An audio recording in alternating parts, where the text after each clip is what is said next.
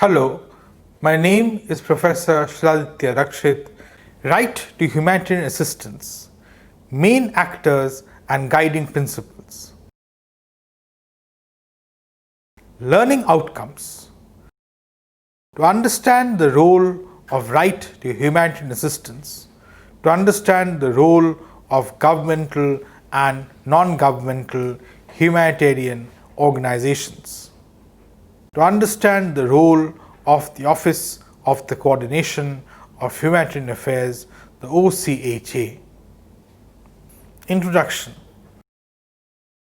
For the past few decades, the humanitarian assistance provides situations of war and disasters by various governments, international organizations such as UN and non-governmental organizations, NGOs such as ICRC in situations of armed conflict and natural disasters, has served hundreds of thousands of lives and helped to mitigate the sufferings.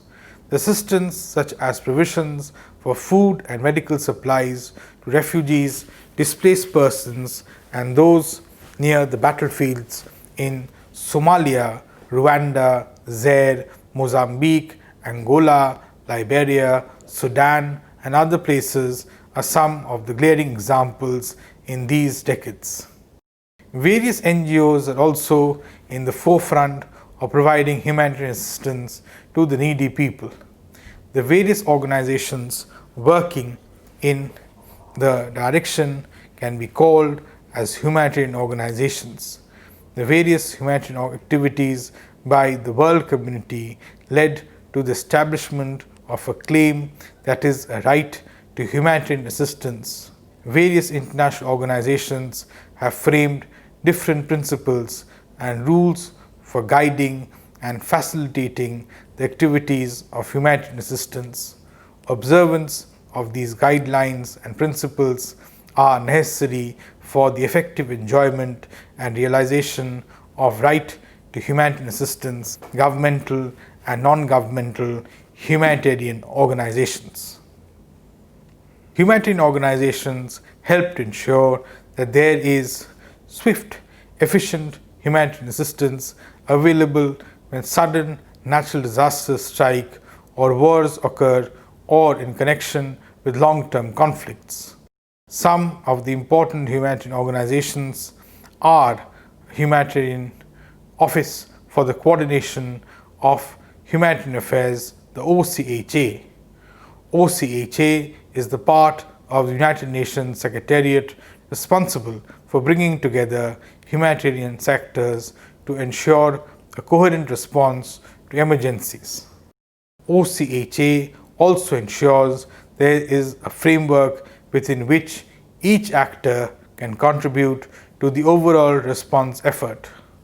OCHA mission is to mobilize and coordinate effective and principled humanitarian action in partnership with national and international actors in order to alleviate human sufferings through disasters and emergencies.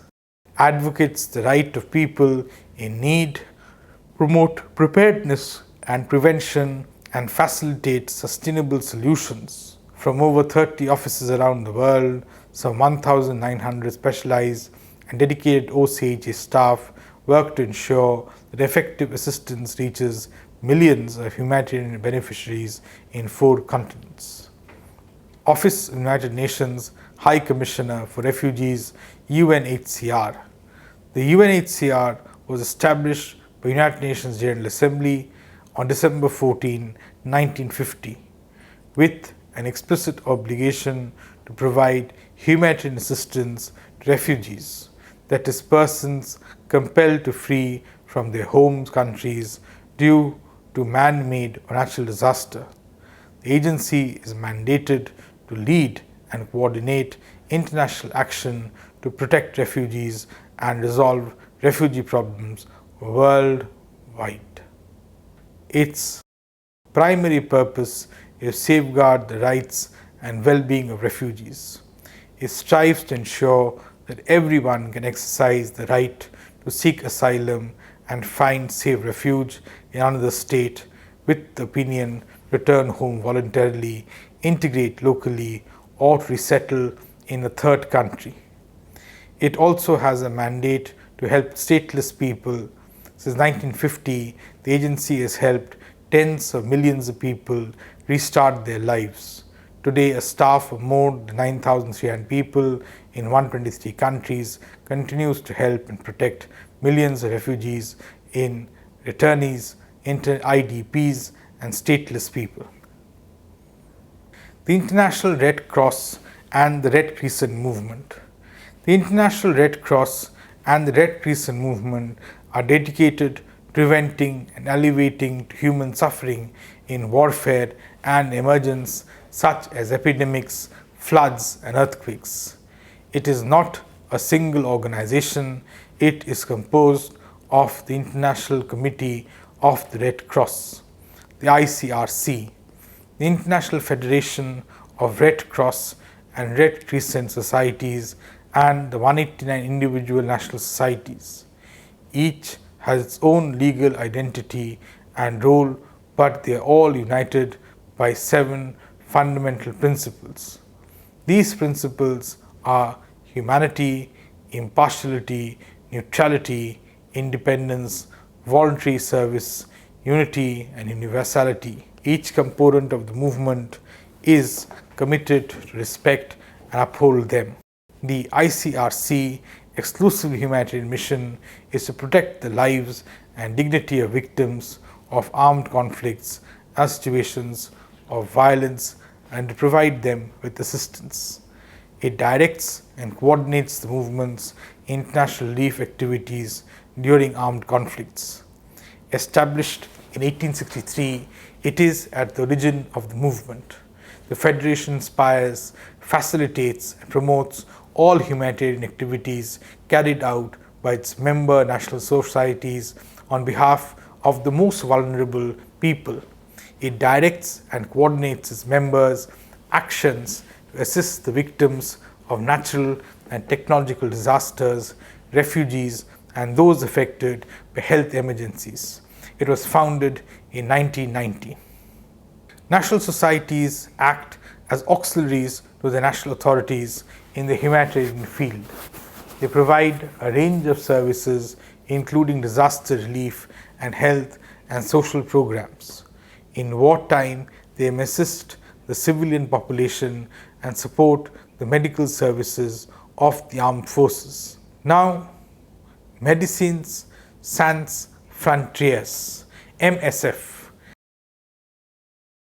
MSF is an independent humanitarian relief agency that provides medical aid around the world.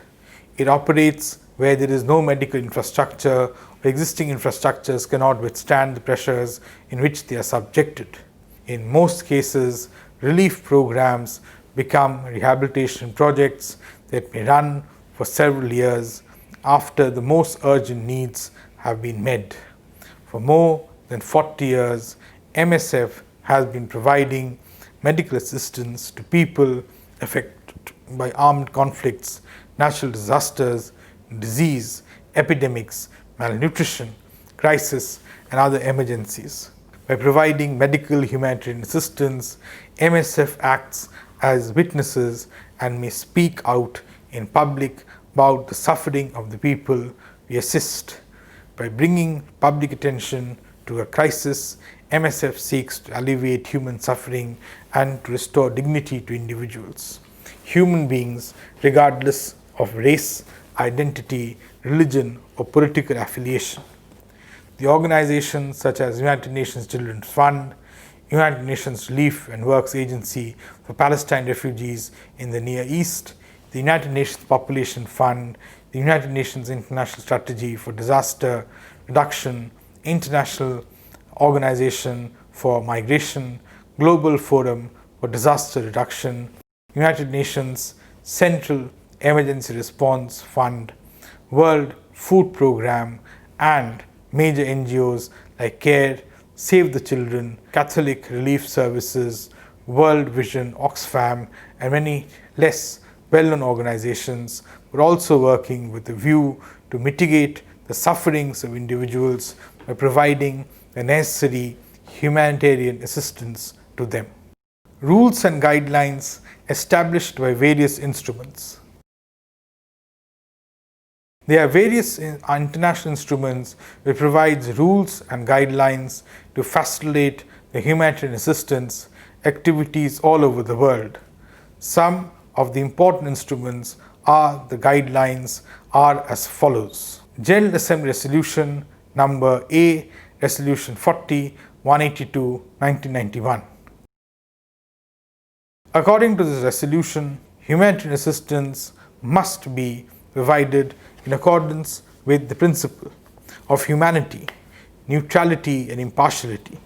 The sovereignty, territorial integrity and national unity of states must be fully respected to accordance with the Charter of the United Nations.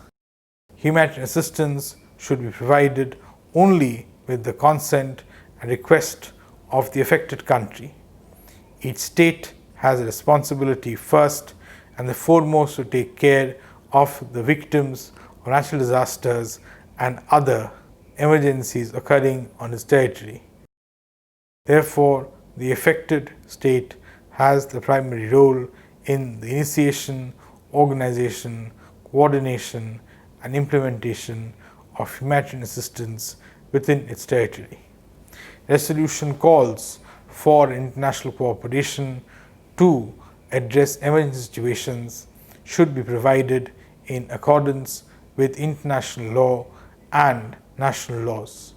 States whose populations are in need of humanitarian assistance are called upon to facilitate the work of various organizations in implementing humanitarian assistance, in particular the supply of food, medicine, shelter and healthcare, which access to victims essential. In order to ensure a smooth transition from relief to rehabilitation and development, emergency assistance should be provided in ways that will be supportive of recovery and long-term development. Thus, emergency measures should be seen as a step towards long-term development. The resolution further states that economic growth and sustainable development are essential for prevention of and preparedness against natural disasters and other emergencies. Hence, humanitarian assistance should therefore be accompanied by a renewal of commitment to economic growth and sustainable development of developing countries.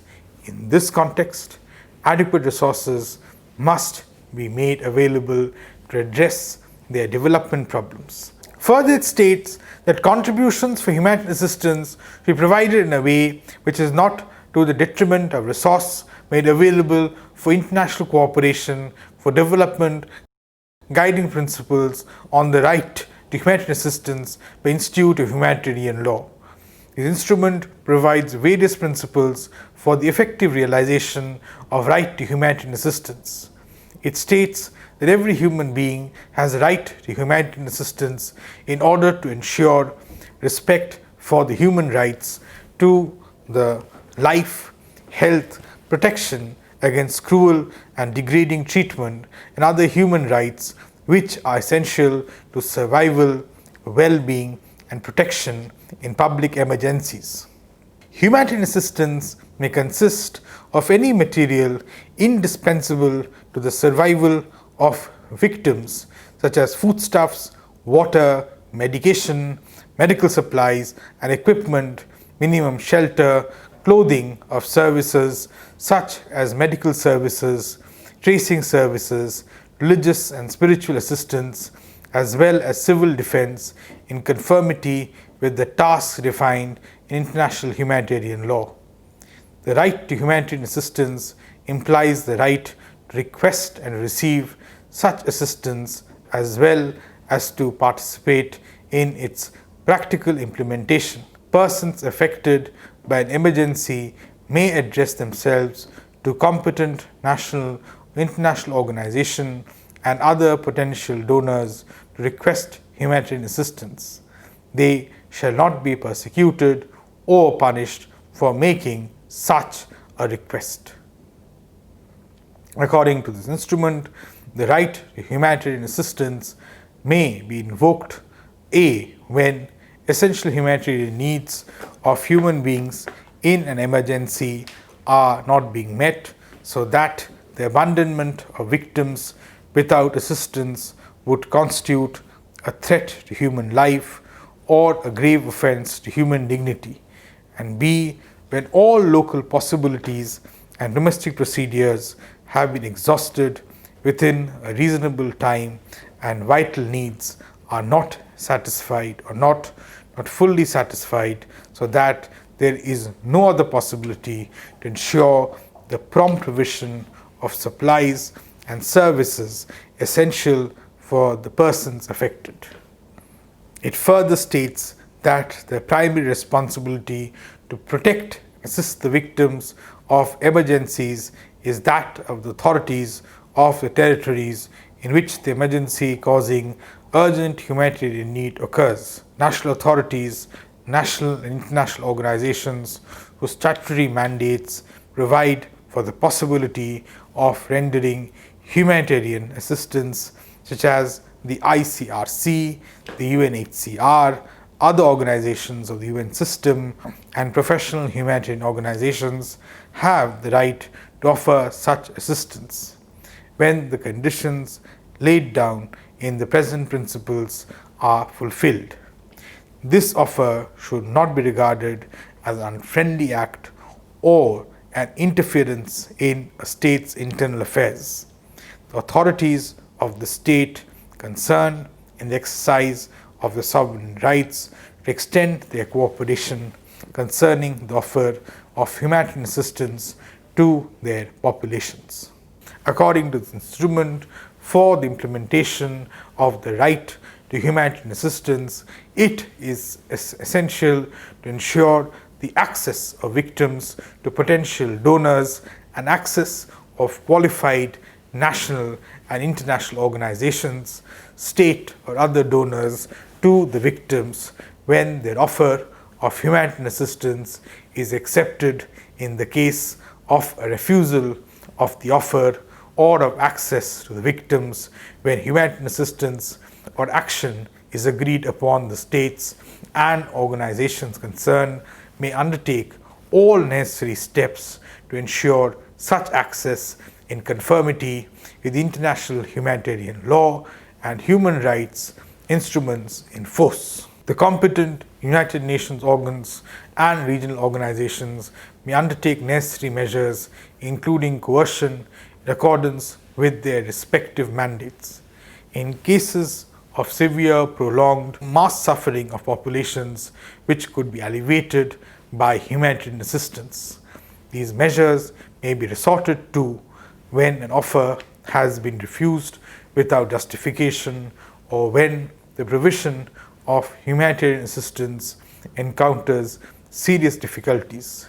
In the event of measures or coercion being resorted to by competent UN organs for reasons other than those of a humanitarian nature, the right to humanitarian assistance should be respected, in particular by exempting from such measures materials for the essential humanitarian needs of the populations. In the case of measures of coercion undertaken by the competent UN organs and regional organizations, when humanitarian assistance is provided for, these organs should ensure that such assistance is not diverted for political, military, and other similar purposes, and that the principles of humanity, neutrality, and impartiality will be fully respected and implemented. It further states that the status and protection of personnel engaged in humanitarian assistance operations shall be regulated on the basis of the applicable law. This is the case in particular as regards the personnel of the United Nations or of organizations of the UN system when engaged in humanitarian assistance. Activities, the personnel of ICRC, the personnel of professional organizations and with humanitarian objectives, and the personnel of other national and international organizations engaged in humanitarian assistance activities. The status, rights, and obligations of all these categories of personnel should be regulated by the respective national and international rules. It also states that in order to improve efficiency and to avoid duplications and waste, efforts of the various actors in any humanitarian assistance operations should be coordinated by those who bear the main responsibility for such operations. The Mohonk Criteria 1993. The Mohonk Criteria is a set of principles formulated by a task force on ethical and legal issues in humanitarian assistance, appointed by the Program on Humanitarian Assistance at the World Conference on Religion and Peace. The criteria addresses critical issues in providing humanitarian assistance during complex emergencies. It starts with the premise that a mandate for providing humanitarian assistance to those in need emerges from notions of fundamental human rights. According to this instrument, everyone has the right to request and receive humanitarian aid necessary to sustain life and dignity from competent authorities or local, national, or international governmental and non-governmental organizations. And humanitarian agencies have the right to offer and deliver that humanitarian and, where needed, consistent with universal principles embodied in international humanitarian and human rights law. It states that certain humanitarian principles must govern all humanitarian assistance, including humanity. Human suffering should be addressed wherever it is found. The dignity and the rights of all victims must be respected and protected. Impartiality. Humanitarian assistance should be provided without discrimination as to ethnic origin, gender, nationality, political opinion, race or religion. Belief of the suffering of individuals must be guided solely by their needs, and priority must be given to the most urgent cases of distress. Neutrality. Humanitarian assistance should be provided without engaging in hostilities or taking sides in controversies of a political, religious, or ideological nature. The independence of action by humanitarian agencies should not be infringed on or unduly influenced by political, military, or other interests. Empowerment. Humanitarian assistance should strive to revitalize local institutions, enabling them to provide for the needs of the affected community.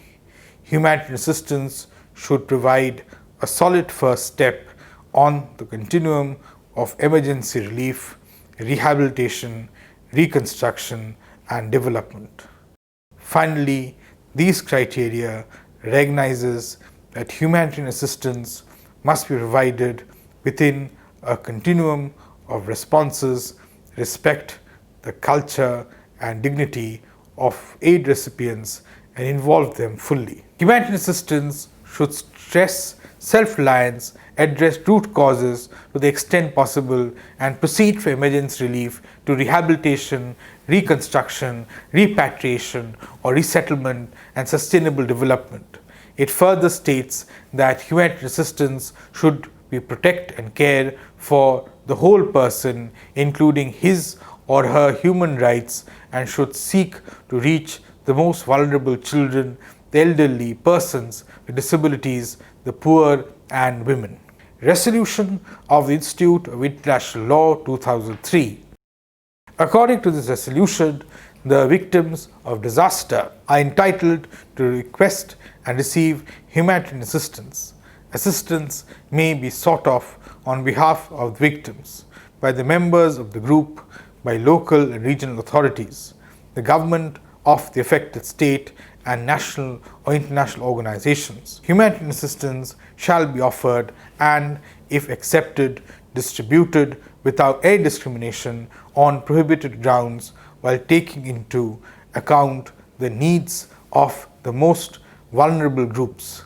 It specifically states that leaving the victims of disaster without humanitarian assistance constitutes a threat to human life and an offense to human dignity and therefore a violation of fundamental human rights. Further, it states that the affected state has a duty to take care of the victims of disaster in its territory and is therefore the primary responsibility in the organization, provision and distribution of humanitarian assistance.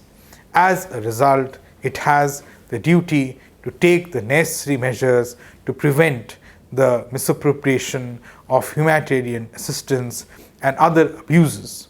Any other authority exercising jurisdiction or de facto control over the victims of disaster, for example, in case of disintegration of the governmental authority, has the duty to provide them with the necessary humanitarian assistance and also has all the other duties and rights of the affected state provided for in this resolution. Whenever the affected state is unable to provide sufficient humanitarian assistance to the victims placed under its jurisdiction or de facto control, it shall seek assistance from competent international organizations and or from third states. It also provides that states and organizations have the right to offer humanitarian assistance to the affected state.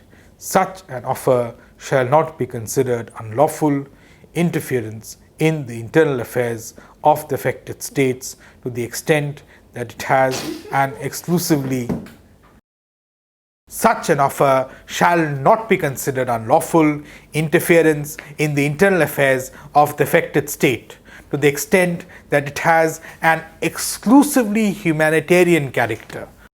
The states and organizations have the right to provide humanitarian assistance to victims in the affected states, subject to the consent of these states.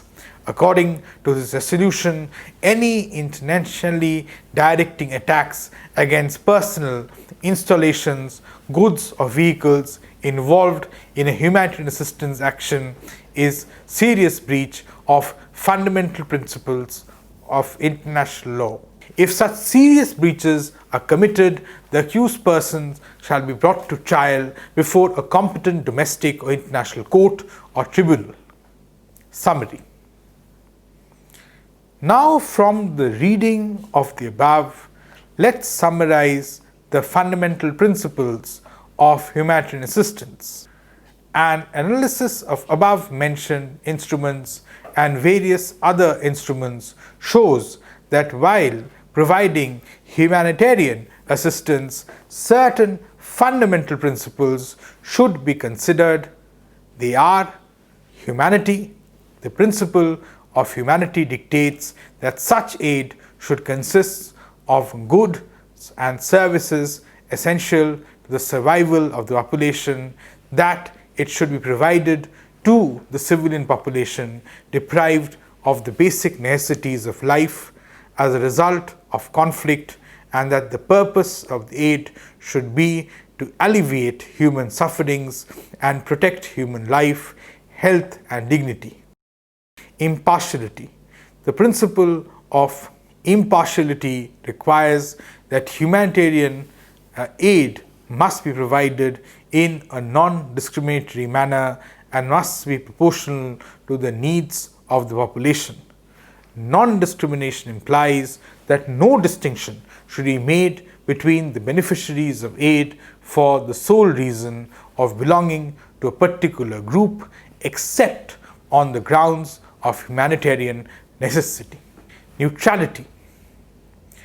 The requirement that humanitarian assistance must be neutral stems from the humanitarian nature and the preferential treatment provided under law. First and foremost, the principle of neutrality requires that a distinction must be made between combatants and civilians. Only civilians are entitled to receive humanitarian assistance. It is therefore vital that humanitarian organizations and personnel do their utmost to distinguish them between the two. Thank you.